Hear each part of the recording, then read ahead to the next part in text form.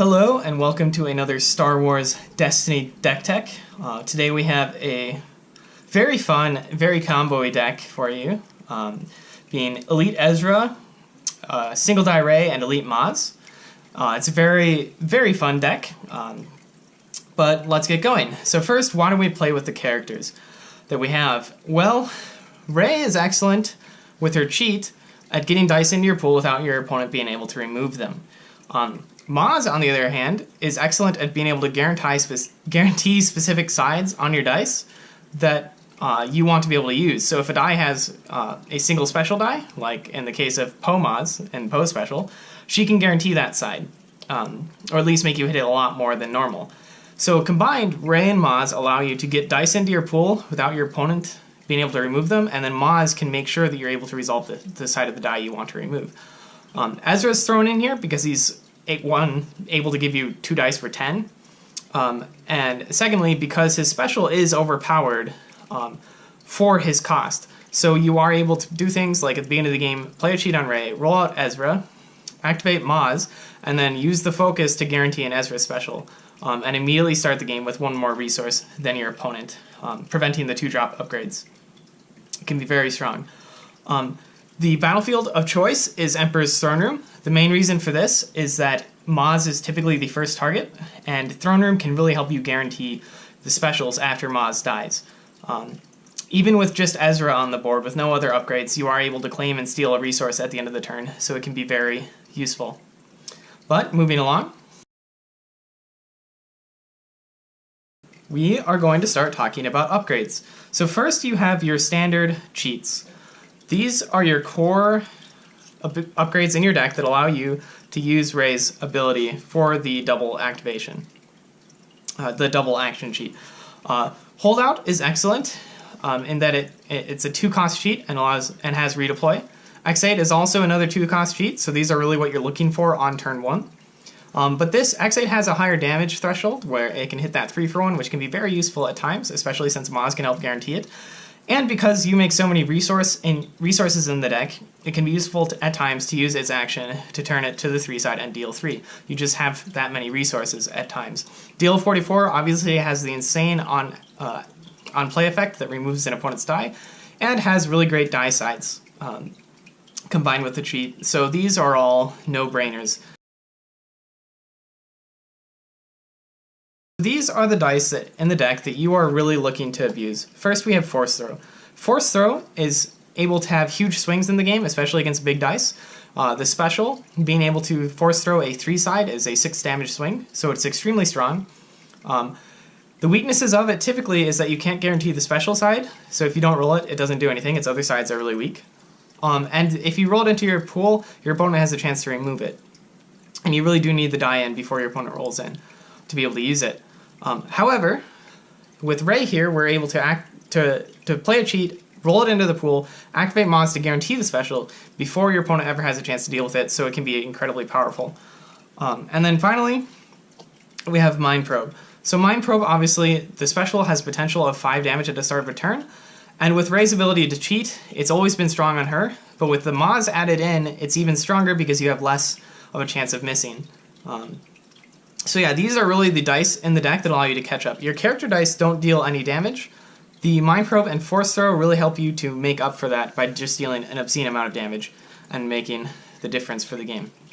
So, if we have those as the core upgrades, what are the upgrades that you may want to run that aren't bad but also aren't a must include?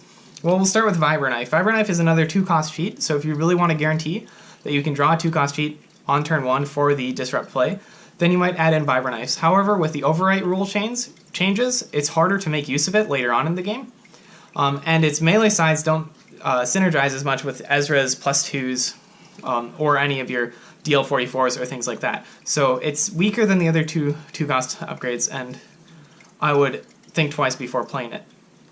Then we move into Shield Hate upgrades. This will depend upon how many shield decks there are. There are a lot running around right now, so you may want to run something like Handcrafted Lightbow. While Maz is alive, this can guarantee the special. And then also being able to claim for the special towards the end of the turn can be strong. Very powerful Shield Hate card. And then we also have Vibro Cutter Axe.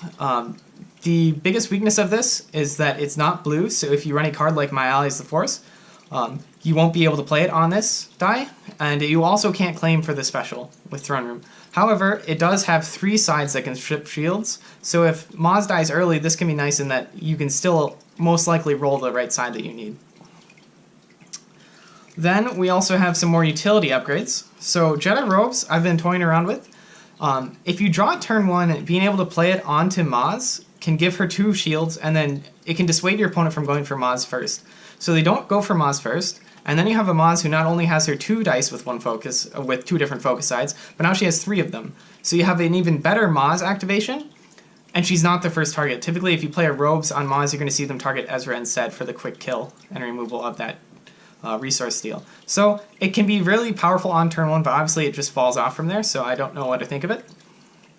And then finally, Second Chance. Second Chance is an option where if you really want to try to save Maz, it can be good, or even at the end of the game, if you're trying to keep Ezra alive with those last few upgrades on him, it could end up saving you. However, I find that it's too weak early game. The 3-cost investment is just a little bit too much for it, so I haven't been using it, but it is definitely an option. And we're going to talk about one last class of upgrades, and these are the redeploy upgrades. You really do need these, they are required, but the options for them are varied, so we're going to talk about them separately. First, we feel like right now with the overwrite rules, Funeral Pyre is actually probably the correct choice. Being able to redeploy something like a Mind Probe onto Maz can be incredibly powerful if your opponent goes for Rey first. But really it's just, you use your overwrites at the beginning of your turn for your cheats. So if you want to be able to redeploy upgrades, then you need a Funeral Pyre, because you won't be able to overwrite for the redeploy upgrades at the end of your turn. So that is definitely a good option. Then we have a card like One of the Force. The advantage of this over some of the other redeploys is that it has 3 really good sides for My Ally is the Force. Being able to play the My Ally on the 3 focus side can turn itself to the 3 damage, a DL44, and perhaps an X8 to 2 more range sides and hit for like 8 or 9. So that can be really powerful. Even just My Ally, the 3 side is good. So it's pretty consistent for My Ally, and it still has that nice little ability that allows you to save it if your character dies. We also have the option of a Bowcaster. Its 2 disrupt is oddly good at times. If you activate Rey, activate Maz, you miss.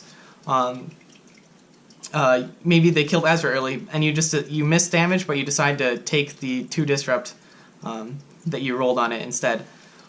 But other than that, it does just have the 4 for 1 side. If you can guarantee that off of a focus, that's good, and it's redeploy, and it would save you all the resources from a Mind Probe. And then also Rey's. Rey's is more about delaying Rey's death if they go for her.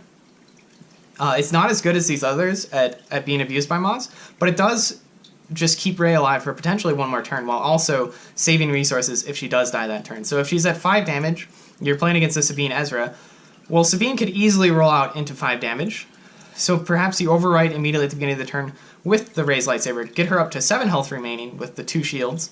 But if she does still roll insane and hit that 7 damage, you still save the resources. So those are really the redeploy options. I'm going to remove these for now because I prefer Funeral Pyre, but it's not necessarily a must play. So now we will go ahead and talk about events. Here are the core events to the deck. Caution, obviously very powerful event, but with how cheap your character dice are, it's even stronger in this deck. Same goes for Lothcat. Being forced to remove one of your own dice doesn't really matter when one of those dice is just an Ezra or a Maz or a Rey die. It can be annoying if you have a force throw die in the pool that you're waiting to claim for at the end of your turn, so you may want to be careful about that and not roll in Rey before you use your Lothcat, forcing your opponent to target one of your Maz dice or your Ezra dice. But other than that, Lothcat is definitely very good in this deck. Electroshock, a no-brainer. It's one of the few dice, or few removal cards that heroes can make use of that doesn't require your own dice in the pool. So we run it. You have 2 yellow characters, so it's typically online for most of the game. And then Double Cross. Double Cross is an insane card. It's a reversal on any single dice side in the game. So it doesn't just have to be damage, it could be a special, it could be a resource side. I've double crossed things like the Chance Cube on a 3 side. And the downside of it is that it requires you to remove one of your yellow character dice. But with having both Ezra and Maz, who are incredibly cheap dice, that isn't much of a drawback at all when you have 4 yellow cheap character dice. Another thing worth noting, 3 of these require you to have dice in the pool. However, because of Rey's cheat, even if your opponent rolls first, you can typically get dice into your pool and then play a removal card anyways.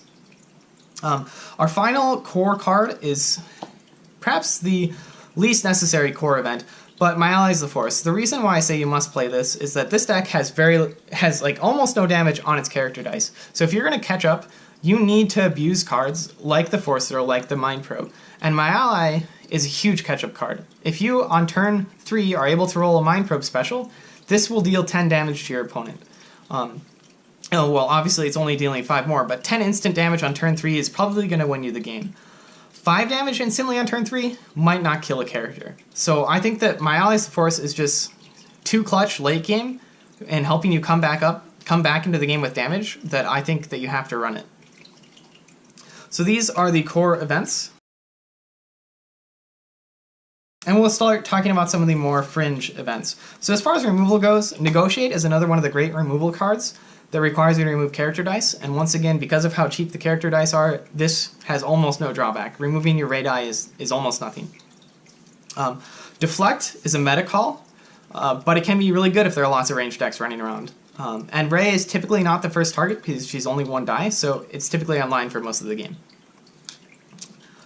Block and dodge are options because typically this deck struggles the most with decks that run lots of cheap dice. It's hard control oriented where you're controlling the resources with Ezra and then playing lots of these events to remove big and strong dice and force throwing big dice back with force throw.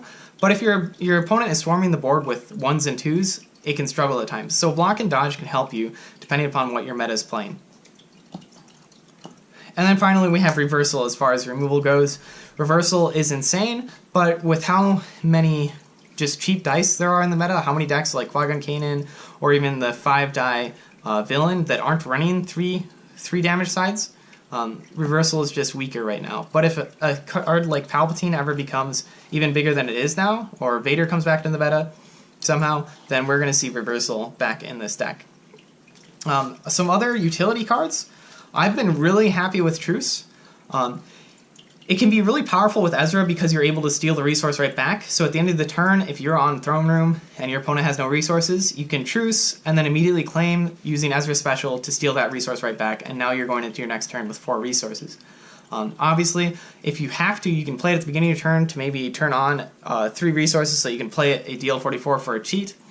And it's just so versatile, and its drawback is negated a lot of the time by Ezra's disrupts. And then also you have Friends in Low Places. Can be very powerful for getting rid of your opponent's removal and or offensive cards. However, removal isn't too good against your deck because of Rey and Maz and how that deck plays. So I don't always need it for taking out my opponent's removal, and that's the reason why I don't play it right now. But it can also hit very important aggressive cards in opponent's decks. So it can be worth playing. And then finally, the battlefield really is very helpful for the deck, so you can choose to play cards like New Orders. Being able to play a cheat on Rey, roll her out, immediately New Orders to instantly use a Mind Probe, no matter what you roll, can be extremely powerful.